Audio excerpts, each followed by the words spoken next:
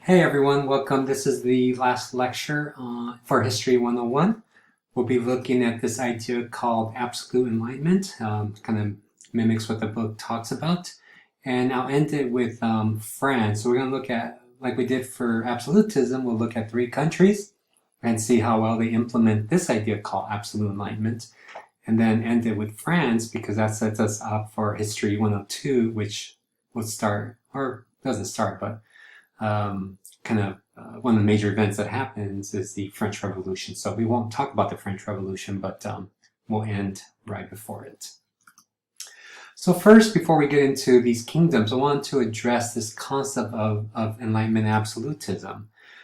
So Enlightenment absolutism, it's a very problematic term. A lot of historians don't like it because they don't think it's quite useful.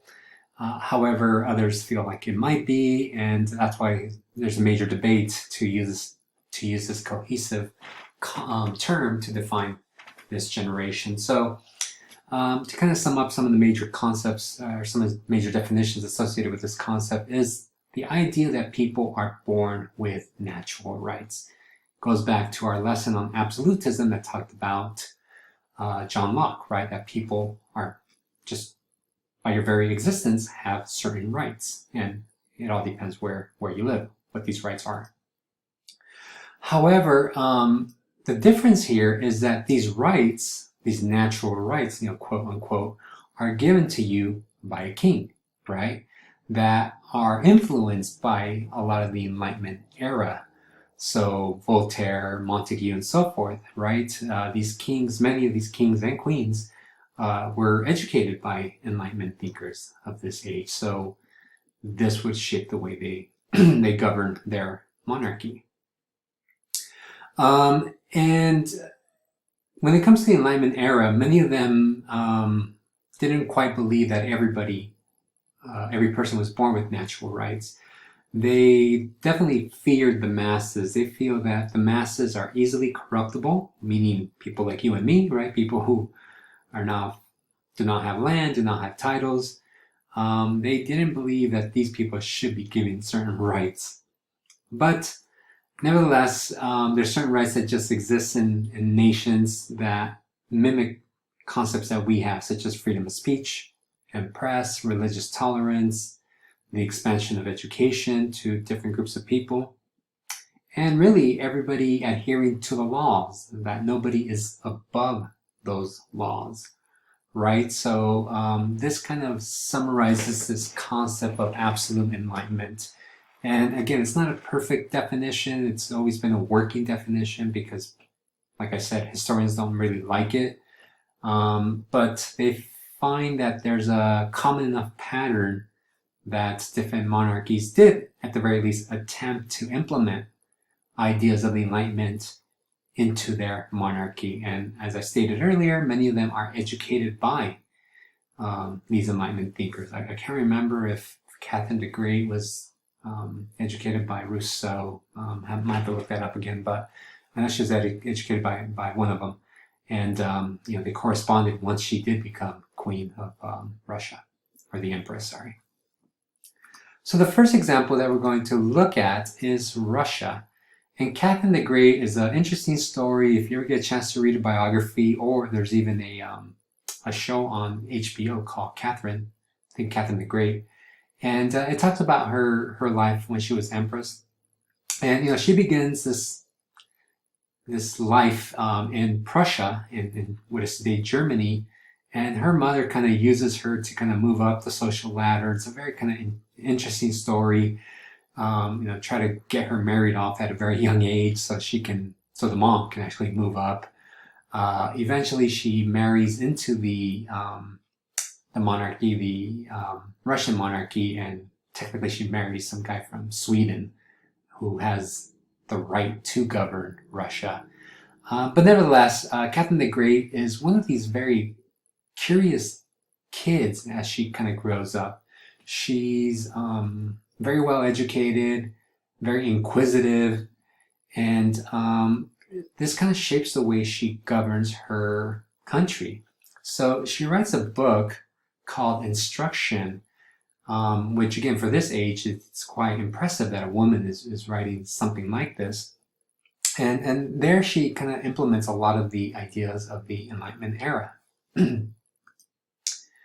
And she proposes things like, the ending of serfdom, the ending of torture, and the ending of capital punishment, which again reflect the values of the Enlightenment era, along with other ideas too. What happens in her situation is that the nobility is not happy with her husband, so they set up a coup, and they actually like Catherine the Great. I know she converts to like Russian Orthodox, and people kind of love her because she kind of embodies this idea of Russia, whereas her husband still had these goals of kind of moving back to Europe and rolling some kingdom over there. I think it's Denmark, and he actually wants to go conquer Denmark so he could be king over there. So they actually boot him out and put Catherine in his position. And, she has to kind of return the favor. So she divides Russia into different provinces, letting the nobility control these different territories, which again kind of follow certain ideas of absolute enlightenment, having the support of the nobility. Partly it's just political, but also, it's beneficial to her.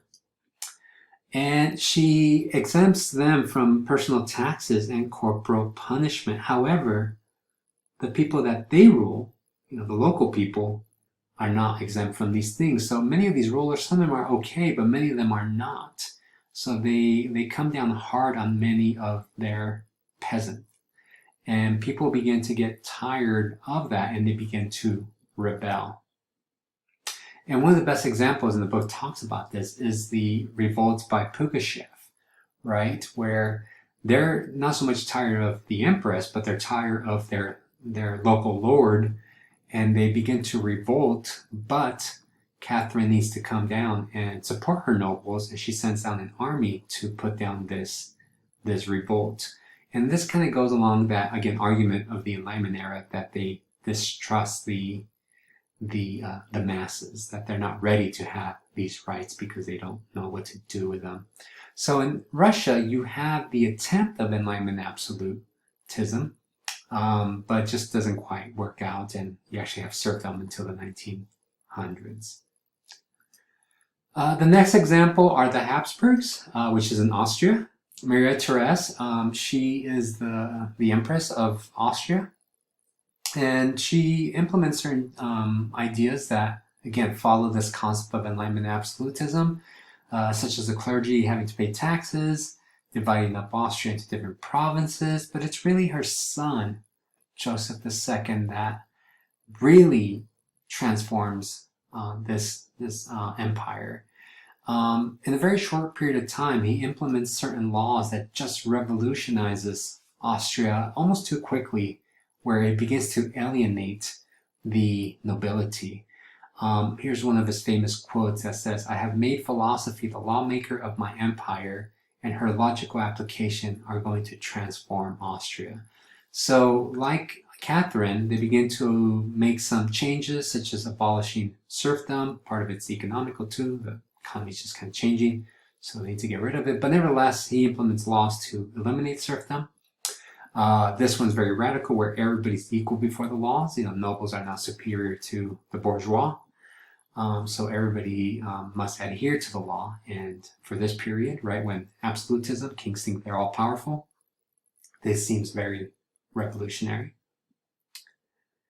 They begin to allow religious tolerance. The Catholic Church is one of the most powerful religions in Austria. Yet here they follow Voltaire's ideas of religious tolerance. However, it was almost too much too quick, so all these reforms essentially failed, and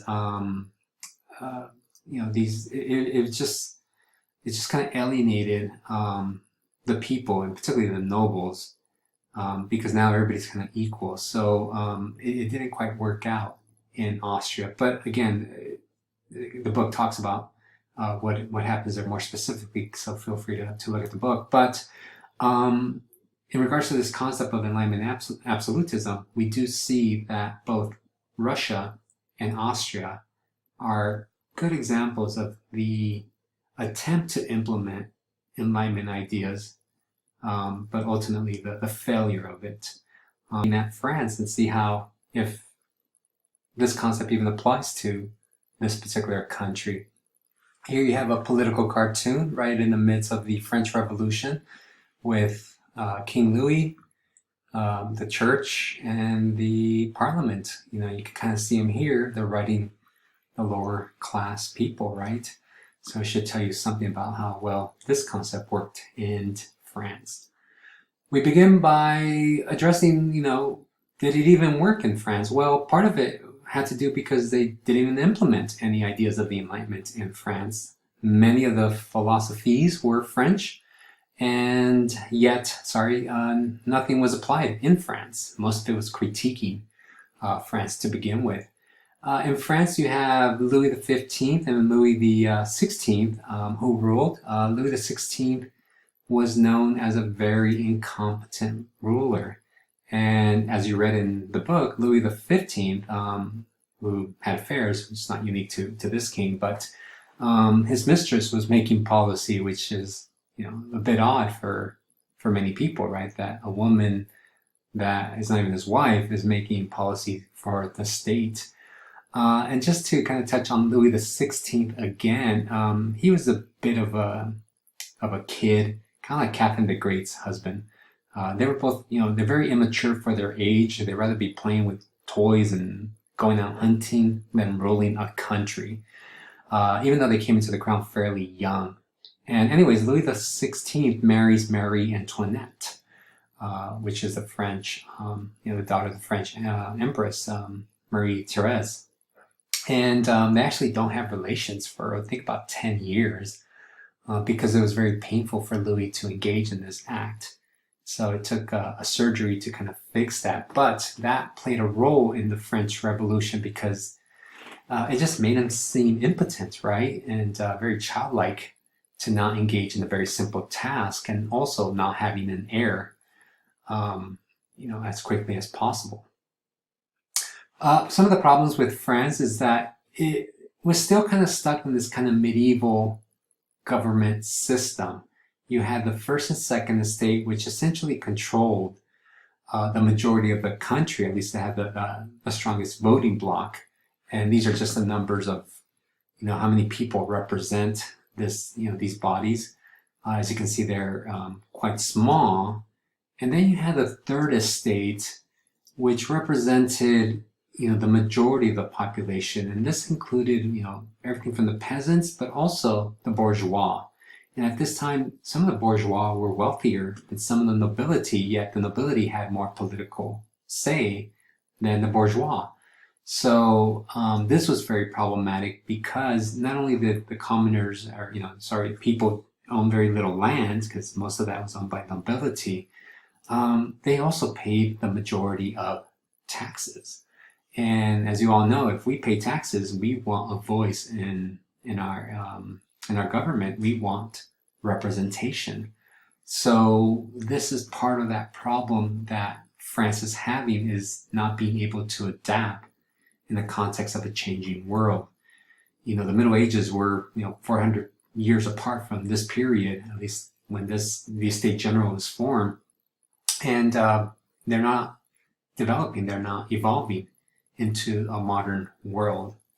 You know, some people still call it very kind of Middle Ages, all the way up to 1789. So the third estate paid the majority of the taxes during this era.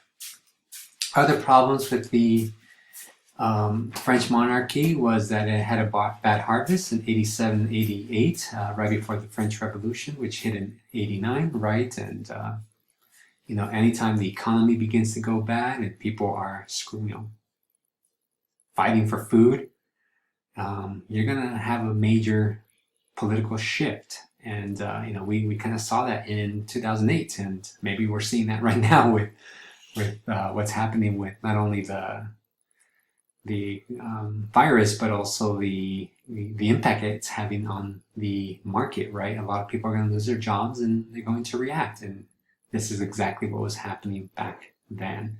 About a third of the population was poor. Another kind of critique is that, as I mentioned at the beginning, that the ideas of these philosophers, Voltaire, Montesquieu, and so forth, were not implemented into in France, which people saw very problematic. So ultimately, in France, it was its inability to change. It still held on to a government system that was outdated at this time. And then the final kind of piece to the puzzle is the financial crisis. France was going through, economic downturn, partly because they lent the United States some money to fight, the American Revolution. But also people saw how lavishly the crown was living, particularly Marie Antoinette. That famous expression, let them eat cake, even though it was never actually stated. It doesn't matter, it's the way they lived. While they were living it up in Versailles outside of Paris, people in Paris were dying, as you kind of see how people are struggling in the city at this time. Yet the king is living well. And in 1789, Louis XVI summons the Estates General, which is the governmental body of France, which again dates back to the 12th century. And there you have something called the Tennis Court Oath, where a group, really the Third Estate, walks out of this meeting and they go up to an open field and they create the National Assembly, which starts the French Revolution, and they eventually get rid of the monarchy. So many historians kind of view this as a turning point in world history, even though most of us kind of credit the US Revolution as probably the most significant event, blah, blah, blah.